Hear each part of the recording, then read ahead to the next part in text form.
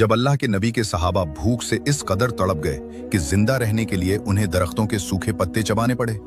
भूख ऐसी कि होंठ जख्मी हो गए और मुंह छिल गए। लेकिन फिर अल्लाह ने समंदर से एक ऐसा अजीबो गरीब खजाना भेजा जिसने सबकी आंखें फटी की फटी रख दी। अल्लाह के रसूल सल्लल्लाहु अलैहि वसल्लम ने हजरत अबू उबैदा बिन अल जर्राह रजी अल्लाह अन्हु की क़यादत में 300 सहाबा का एक लश्कर समंदरी साहिल की तरफ भेजा। सफर लंबा था और रास्ते में राशन पूरी तरह खत्म हो गया।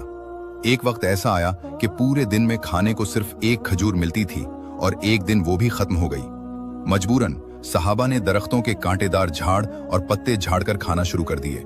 इसी वजह से इस लश्कर को जैशुल खब्त यानी पत्ते खाने वाला लश्कर कहा गया। हालात यहां तक पहुंच गए कि जिस्म में चलने की हिम्मत न रही। तभी चलते चलते वो समंदर के साहिल पर पहुंचे।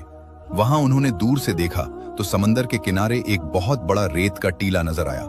जब करीब गए तो होश उड़ गए। वो कोई पहाड़ नहीं था बल्कि समंदर की लहरों ने एक अजीमुशान मछली को बाहर फेंक दिया था, जिसे हदीस में अल अंबर कहा गया है।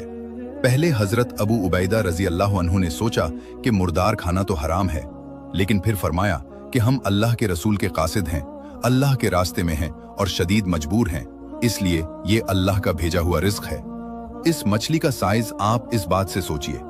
हदीस के मुताबिक इस मछली की आंख के हल्के में 13 सहाबा आराम से बैठ गए।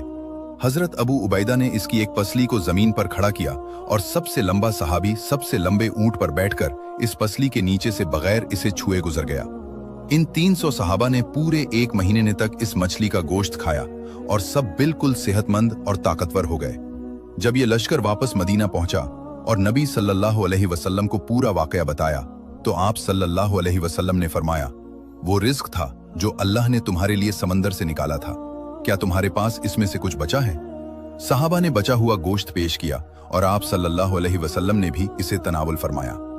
बेशक अल्लाह अपने बंदों को वहां से रिज्क देता है जहां से उनका गुमान भी नहीं होता। तबसरे में सुभान अल्लाह जरूर से लिखें।